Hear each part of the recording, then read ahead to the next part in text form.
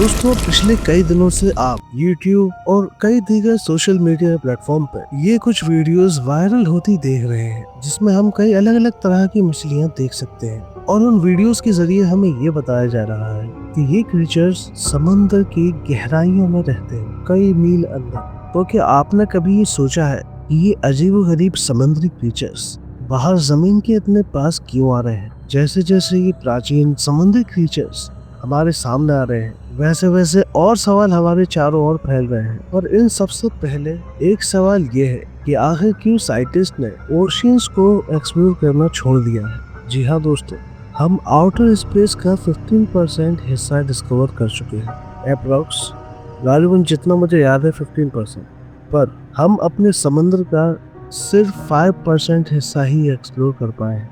इससे नीचे ना हम जा सकते हैं और ना ही कोई जाना चाहता। और सवाल ये है कि आखिर क्यों न जाना था आउटर स्पेस में, ये देखने कि एलियंस है या नहीं।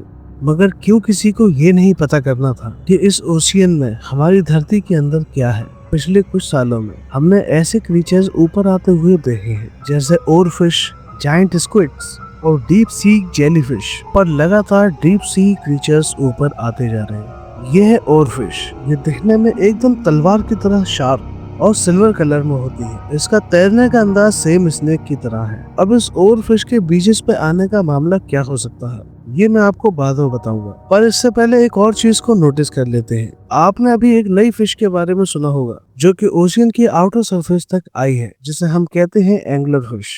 ये फिश ओशियन के डार्केस्ट एरिया में रहती है, तकरीबन 6500 फुट नीचे। इसके सर पे एक एंटीना टाइप स्ट्रक्चर है जो कि अंधेरे में ग्लो करता है। अब ये एक बात है कि इस फिश को गलत तरीके से दिखाया जा रहा है, क्योंकि जो एंगलर फिश ऊपर आई थी वो सिर्फ 6 इंच की थी, लेकिन उसे दिखाया ऐसे जा रहा है कि वो बहुत बड़ी फिश थी। इसको भी हम यही रोकते हैं, इसके बारे में भी आगे बात करेंगे। अब चलते हैं हम केरला, जहाँ एक वीडियो वायरल हो रहा है कि एक आदमी समुद्र के किनारे खड़ा हुआ है और वहाँ उसको कई मछलियों ने घेरा हुआ है। आपने उस वीडियो में खुद देखा होगा कि जो मछलियाँ उस आदमी के आसपास हैं, उनकी तादाद कितनी ज्यादा है। अब इतनी सारी मछलियों का किनारे तक आना, द ओरफिश का अलग अलग पार्ट ऑफ द वर्ल्ड में, जैसे Australia and San Diego in USA, इन जगहों पर बाहर आके बीच के किनारे पर आना और एक एंगुलर फिश का डीप सी से एकदम बॉटम सरफेस पे आना कुछ तो इंडिकेट कर रहा है। अब केरला वाले केस में ये कहा जा रहा है जब भी इतनी सारी फिशेस एक साथ किनारे पर आती हैं, तो इसका मतलब ये होता है कि आसपास कोई प्रेडेटर है,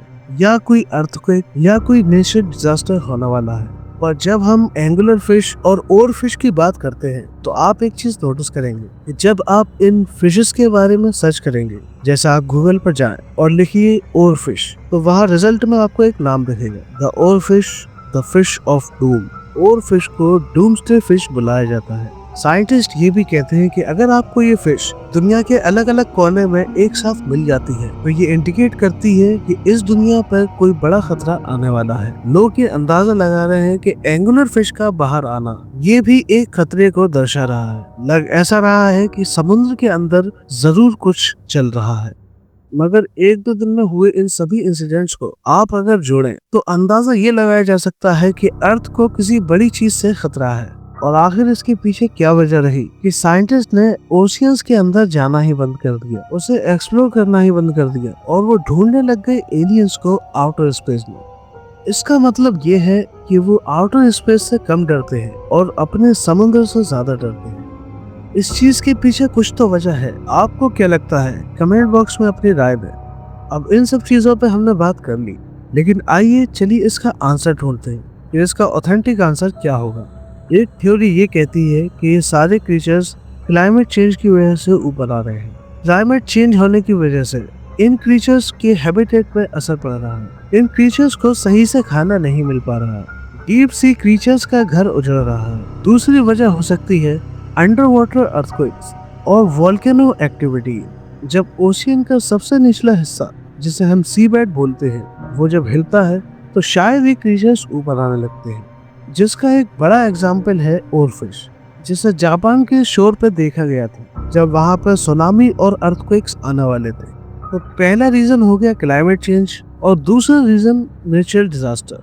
और एक बहुत ही अजीब बात है, हमने चांद पर कदम रख दिया, मार्स पर रोवर भेज दिया और अपने ओशियंस को सही तौर पर 5% ही एक्सप्लोर किया है। अब कुछ लोग इस पर कहते हैं कि ओशियन एक्सप्लोरेशन महंगा होता है, नीचे बहुत अंधेरा होता है और सबसे बड़ी बात वहाँ प्रेशर काफी ज्यादा होता है, जिसकी वजह से जो इक्विपमेंट नीचे के लिए बनाए होते हैं उनको बनाने में बहुत ज्यादा पैसा लगता है। मगर इसमें एक और एंगल ये है कि अभी की जो टेक्नोलॉजी है वो बहुत ही ज्यादा एडवांस्ड है और अगर हम इतना पैसा लगा के मार्स तक जा रहे हैं तो हम अपने ओशियंस को एक्सप्लोर तो कर ही सकते हैं।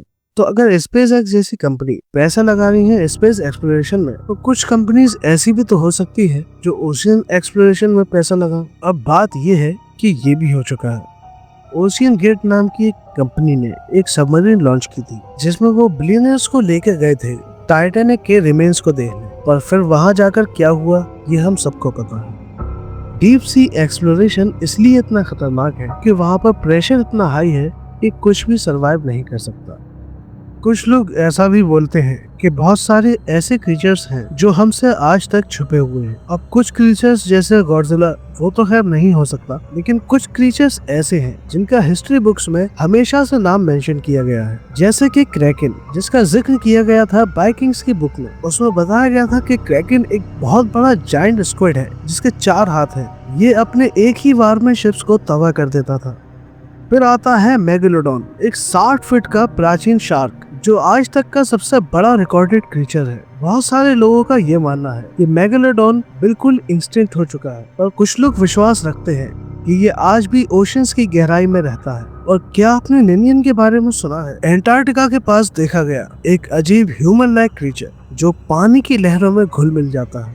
कुछ लोग इसे एलियन कहते थे और कुछ लोग आज ही मानते हैं कि ये आज भी अनडिस्कवर्ड है। जब पृथ्वी के ऊपर अमेज़न जंगल में हमें जानवरों की, माइक्रोब्स की, इंसेक्ट्स की और पेड़ों की अलग अलग स्पीसीज मिलती रहती हैं, तो इस चीज में कोई हैरानी नहीं है कि समुद्र की गहराई में न जाने कितने ऐसे क्रीचर्स मौजूद होंगे जो हमारे और आपके इल्म में नहीं है। अब ये जितने भी क्रीचर्स के बारे में मैंने आपसे बात की है, ये कहीं ना कहीं किसी न किसी बुक्स में मेंशन्ड है, लेकिन इन सब के बीच में एक ऐसा क्रीचर है जो एक्चुअली एग्जिस्ट कर सकता है। इसके ट्रेसेस आपको गूगल मैप पे दिख जाएंगे। इस पर्टिकुलर क्रीचर की बात मैं इसलिए कर रहा हूँ क्योंकि ये हिस्ट्री की कई सारी किताबों में मौजूद है, और सही मायनों में तो ये पर्टिकुलर क्रीचर पूरी वीडियो डिजर्व करता है। पर इसके बारे में मैं अभी आपको थोड़ा सा बताता चलूँ। इस क्रीचर का नाम है लेवाइथन। ये एक बहुत ही बड़ा सी मॉन्स्टर है। इसकी आइडेंटिटी और एग्जिस्टेंस पूरी तरह से मिस्ट्री में बंधी हुई है। बहुत से साइंटिस्ट हमें ये बताते हैं कि लेवाइथन इतना ज्यादा हॉरिफाइंग है कि ये असल में एग्जिस्ट नहीं करता होगा। ये प्राचीन सिर्फ कहानियां होंगी, लेकिन क्या हो अगर ये कहानियां ना हो तो लेवाइथन इस अर्थ का सबसे बड़ा क्रीचर हो सकता है। लेवाइथन को बताया गया है एक ऐसा क्रीचर जो एक बार में कई जहाजों को तोड़ सकता है, और ऐसा लगभग हर समंदर से जुड़ी हिस्ट्री की बुक्स में मौजूद है। एक थ्योरी इसमें ये जोड़ी जा सकती है कि ये फिशेस और ये क्रीचर्स जो ऊपर आ रहे हैं ये लेवाइथन के जगने की वजह से तो नहीं आ रहे। अब इस क्रीचर का फिजिकल प्रूफ तो नहीं है, पर क्या पता समुद्र की गहराइयों में ये एग्जिस्ट करता हो। अब हमें थोड़ा बहुत आइडिया लग चुका है कि ये क्रीचर्स ऊपर क्यों आ रहे हैं। या तो क्लाइमेट चेंज, या फिर नेचुरल डिजास्टर, या बड़ी कंट्रीज और साइंटिस्ट कुछ एक्सपेरिमेंट कर रहे हो, या फिर कोई पौराणिक क्रीचर वापस जिंदा हो गया हो। तो जब तक हमें कोई ठोस सबूत किसी चीज के बारे में ना मिल जाए तो हमें उस पर विश्वास नहीं करना। चाहे आप मैथ्स के न्यूमेरिकल कर लें या हिस्ट्री की ढेरों किताबें पढ़ लें, जब तक आप इन क्रीचर्स को अपनी आंखों से नहीं देख लेते आप इन पर विश्वास करेंगे ही नहीं। ये भी एक बड़ी वजह है कि साइंटिस्ट ओशन को एक्सप्लोर क्यों नहीं कर रहे और बोल रहे हैं कि कुछ राज जो समुद्र के अंदर दबे हुए हैं वो दबे रहे तो ही अच्छा है। अब डीप सी क्रीचर्स का ऊपर आना एक वार्निंग है या पहेली, ये एक नॉर्मल कंडीशन है। इस चीज का अंदाजा या इस चीज का जवाब हमें जब तक नहीं मिलेगा जब तक हम ओशियंस को एक्सप्लोर नहीं कर लेते। तो क्या आप इन समुद्र के राजों को जानने की हिम्मत रखते हैं, या फिर कुछ पहेलियां सुलझाए बिना ही अच्छी होती हैं? कमेंट सेक्शन में ये बात तो जरूर बताइएगा। और अगर आपको ऐसे मिस्टीरियस टॉपिक और फैक्ट्स से जुड़ी बातें पसंद हो तो हमारे चैनल को सब्सक्राइब जरूर करिएगा। मिलते हैं आपसे अगली वीडियो में। अपना ख्याल रखिए। Thanks for watching.